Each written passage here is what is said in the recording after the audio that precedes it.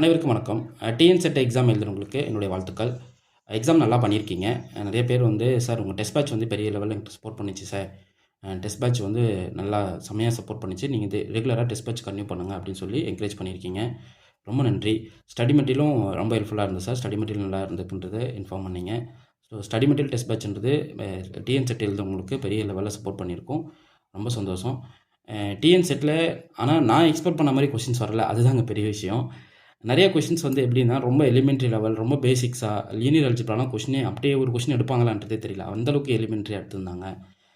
அதேபோல் கொஞ்சம் டஃப்பான ஏரியா பார்த்தா ஸ்டாட்டு தான். ஓடிபிடிலாம் ஒன்றுமே கிடையாது. ஓடிபிடிலாம் வந்து உங்களுக்கு எப்படி சொல்கிறது, அந்த யூஜிடிஆர்பி பேசிக் லெவலில் கேட்டிருந்தாங்க. அந்த ஓடிபிடி கொஷின்ஸ் எல்லாமே பார்த்தோம்னா. அதேபோல் ரியல் அனாலிசிஸ்லாம் ஓரளவுக்கு கொஞ்சம் பரவாயில்லன்னு சொல்லிக்கலாம். பெருசாலாம் வந்து ரொம்ப டஃப்பாலாம் கேட்டாங்க அப்படின்றதெல்லாம் ரியல் அனாலிசிஸ்லாம் எடுத்துக்க முடியல. ஸோ எல்லாமே ஈஸியாக இருந்தது. ரெகுலராக டெஸ்ட் பேட்ச் போட்டவங்களுக்கு நிறையா உங்களுக்கு ஈஸியாக கொஷின்ஸ் மாட்டியிருக்கும். ஸோ மேக்ஸிமம் நல்லா ப்ரிப்பேர் பண்ணவங்க அப்படின்னா கண்டிப்பாக அவங்களால ஒரு 85 to 90 கொஷின்ஸ் கண்டிப்பாக போட்டிருக்க முடியும். ஓகே, ஓரளவுக்கு ஆவரேஜாக போனவங்க கண்டிப்பாக 60 to 70 60 to 60 70 இந்த ரேஞ்சில் வந்து ஆவரேஜ் பீப்புள்ஸ் கண்டிப்பாக அட்டன் பண்ணியிருப்பீங்க.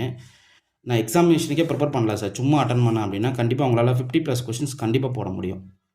ஸோ இந்த டிஎன்செட்டோடைய ஸ்ட்ராட்டஜி தான், இப்படி தான் பண்ணியிருக்க முடியும். அவங்க மைண்ட் செட் எப்படின்னா, பேமெண்ட் பண்ணாமல் சும்மானாச்சும் வந்து எக்ஸாம் அட்டன் பண்ணிட்டு போட்டோம், அவன் அட்லீஸ்ட் நம்ம எக்ஸாம் எழுதணும் அப்படின்ற தாட்டில் இருக்கட்டும் அப்படின்றதால இந்த 50 கொஷின்ஸ் வந்து கண்டிப்பாக ஈஸியாக இருந்ததுக்கு. ஸோ அதனால் அவங்க எல்லா பேருமே என்ன பண்ணியிருப்பாங்க, ஐயோ கொஞ்சம் நல்லா படிச்சிருந்தால் பாஸ் பண்ணிட்டு இருக்கலாமே அப்படின்ற தாட்டில் தான் எல்லாம் வெளியே போயிருப்பீங்க. இந்த 50+ கொஷின்ஸ் போட்டவங்க கண்டிப்பாக அவங்க தாட்டில் தான் வந்திருக்கும். ஏன்னா அவ்வளோ ஈஸியான கொஷின்ஸ் எல்லாமே. இது கொஞ்சம் நெருங்கணும்னா கொஞ்சம் எஃபோர்ட் போட்டு தான் பண்ணிட்டுருக்கலாம். அப்படி இவங்க என்ன பண்ணியிருப்பாங்க, ஐயோ கொஞ்சம் படிச்சிருக்கலாமே, எல்லா பேருமே கொஞ்சம் படிச்சிருக்கலாமே அப்படி தான் வச்சுருப்பாங்க.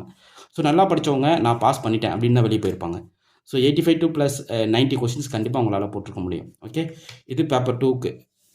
பேப்பர் 1ல் பார்த்தீங்கன்னா உங்களுக்கு வந்து இது வந்து 100 கொஷினு, ஒரு கொஷினுக்கு 2 மார்க்கு, இது 200 மார்க்கு. ஓகே, அதே போல் பேப்பர் 1ல் பார்த்தீங்கன்னா, பேப்பர் 1ல் வந்து 50 கொஷின்ஸ் தான் கேட்டிருந்தாங்க. ஒரு கொஷினுக்கு 2 மார்க்கு, இது வந்து 100 மார்க். இது மினிமம் வந்து பார்த்தீங்கன்னா 30 கொஷின்ஸ் கண்டிப்பாக போட்டிருக்கலாம். ஸோ மற்றெல்லாம் கொஞ்சம் கஷ்டம். எஜுகேஷனில் நிறைய கேட்டிருந்தாங்க. எஜுகேஷன் கொஷின்ஸ்லாம் நல்லா வெயிட்டாக இருந்தது. இதில் வந்து நீங்கள் அந்த ஸ்டேட்மெண்ட் கொஷின்ஸ்லாம் ஓரளவுக்கு அட்டன் பண்ணியிருக்கலாம். இது 30 கொஷின்ஸ் மினிமம் அட்டன் பண்ணிக்கலாம். ஸோ இதில் 60 மார்க் கண்டிப்பாக கேரண்டி. ஸோ அப்போது நீங்கள் என்ன பண்ணிக்கலாம்னா 80 + 60 போடுங்க. இது என்ன ஆகும், 160 2 மார்க்குக்கு கன்வெர்ட் பண்ணும்போது இது வந்து 60 மார்க்கு இல்லைங்களா. அப்போ ஃபைனலாக இது 80, இது 30 கொஷின்ஸ், இது 60 மார்க்கு. ஸோ ஃபைனலாக பார்த்தீங்கன்னா 220. நீங்கள் 220 எடுத்தீங்க, 220+ இருக்கிறவங்க கண்டிப்பாக வந்து டிஎன்செட்டு பாஸ். ஸோ உங்களுடைய ஸ்கோர் வந்து 220+ இப்படி இருந்தால் டிஎன்செட்டு கண்டிப்பாக பாஸ்.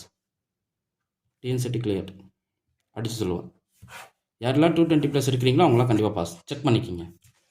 ஓகே, ஆன்சர் கீ விடுவாங்க. நம்ம ரெஸ்பான்ஸ் ஷீட் விட்டு பிறகு ஆன்சர் கீ கூடவே வரும். ஸோ அன்றைக்கி ரெஸ்பான்ஸ் ஷீட் வச்சு நம்ம என்ன பண்ணிக்கலாம், ஆன்சர் கீ செக் பண்ணிவிட்டு 220+ இருக்கிறவங்க கண்டிப்பாக செட்டு பாஸு. ஸோ இந்த 220+ போட்டவங்க கண்டிப்பாக அடுத்து காலேஜ் டிஆர்பி படிக்க ஆரம்பிச்சிருங்க. காலேஜ் டிஆர்பி ரொம்ப முக்கியம். ஸோ காலேஜ் டிஆர்பி வந்து பிஜி டிஆர்பியில் கேட்ட மாதிரி கேட்க மாட்டாங்க. இது லாங் டைம் கொஸ்டின் ப்ரிப்பரேஷன் பண்ணிகிட்ருக்காங்க. ஸோ எல்லாமே டிஸ்கிரிப்டிவ் டைப். 2 பார்ட் வந்து டிஸ்கிரிப்டிவ் டைப்பு, 2 பார்ட் வந்து அப்ஜெக்டிவ். அதில் ஒரு பார்ட் நம்ம மேஜர் மேக்ஸு, ஒரு பார்ட் வந்து தமிழ் எலிஜிபிலிட்டி எஜுகேஷன். ஸோ அப்படி கேட்டிருக்காங்க.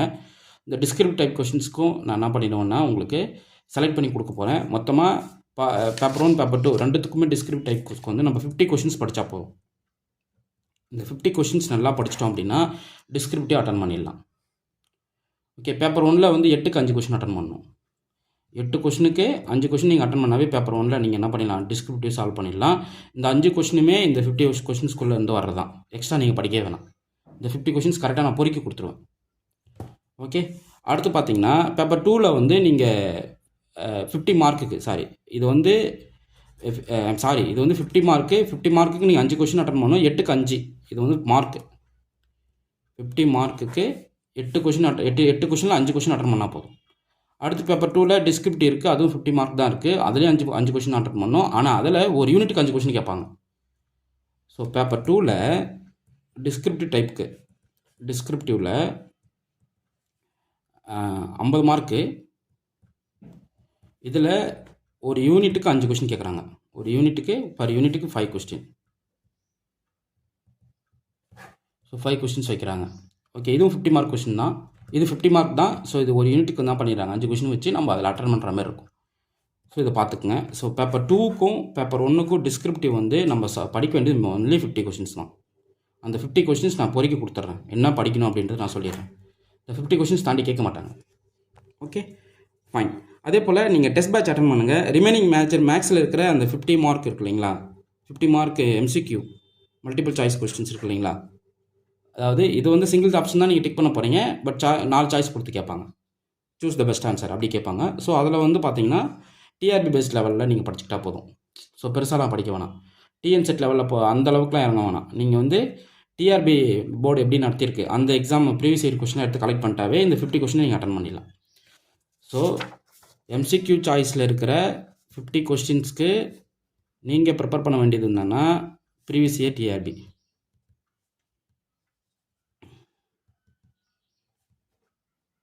TRP question. ஓகே, MCQ சாய்ஸில் இருக்கிற 50 கொஸ்டின்ஸுக்கு நீங்கள் ப்ரீவியஸ் இயர் டிஆர்பி கொஸ்டினை ஃபாலோ பண்ணால் போதும். அடுத்து டிஸ்கிரிப்டிவ் டைப்பில் இருக்கிற 100 மார்க்குக்கு நான் கொடுக்குற 50 கொஸ்டினை சால்வ் பண்ணுங்கள். இந்த 50 கொஸ்டின் நான் பொறுக்கி கொடுத்துருவேன். இன்னும் இந்த வீக் சண்டே கொடுத்துருவேன். சண்டே வந்து இந்த 50 கொஸ்டின் சால்வ் பண்ணி கொடுத்துருவேன். அந்த கொஸ்டினை நீங்கள் சால்வ் பண்ணிட்டா போதும். ஸோ இந்த 100 மார்க் நீங்கள் ஸ்கோர் பண்ணிடலாம்.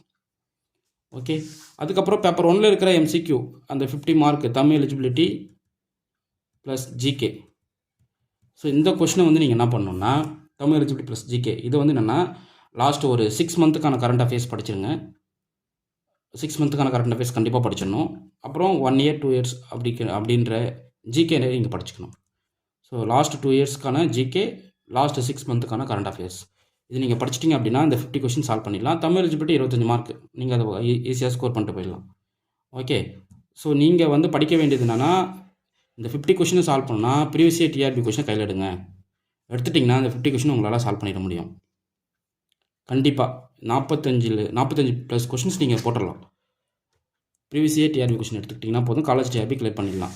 அதே போல் இந்த 100 மார்க் டிஸ்கிரிப்டிவ் டைப்புக்கு நான் கொடுக்க போகிறேன். பேப்பர் 1ல் வந்து 8க்கு 5 கொஸ்டின் தான் சால்வ் பண்ணணும். அந்த 8 கொஸ்டின் நான் உங்களுக்கு கொடுத்துட்றேன். அந்த பேப்பர் 1க்கான கொஸ்டின்ஸ் நீங்கள் சால்வ் பண்ணிடலாம். அதே போல் பேப்பர் 2 பார்த்தீங்கன்னா நீங்கள் ஒரு யூனிட்டுக்கு 5 கொஸ்டின் கேட்பான்.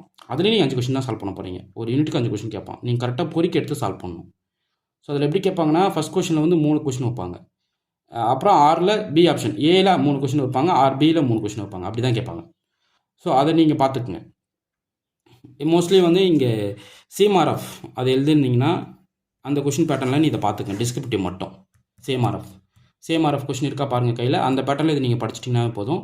சீஃப் மினிஸ்டர் எஸ்எஸ் ஃபெல்லோஷிப் அப்படின்னு சொல்லிட்டு ஒரு எக்ஸாம் கண்டக்ட் பண்ணாங்க. அந்த கொஷின் புக்லெட் இருந்தால் நீங்கள் என்ன பண்ணிடலாம், அதை ஈஸியாக இந்த 100 மார்க்ஸை ஸ்கோர் பண்ணிடலாம்.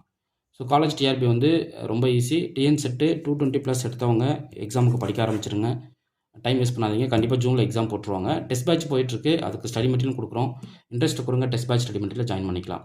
மேக்ஸிமம் டிஎன் செட் எக்ஸாம் எழுதுனவங்க உங்கள் டெஸ்ட் பேட்ச் ஸ்டடி மெட்டீரியல் பெரிய லெவலில் சப்போர்ட் பண்ணிச்சு சார், ரொம்ப நன்றி சார்னு சொல்லிட்டு நிறைய பேர் டெக்ஸ்ட் பண்ணியிருந்தீங்க.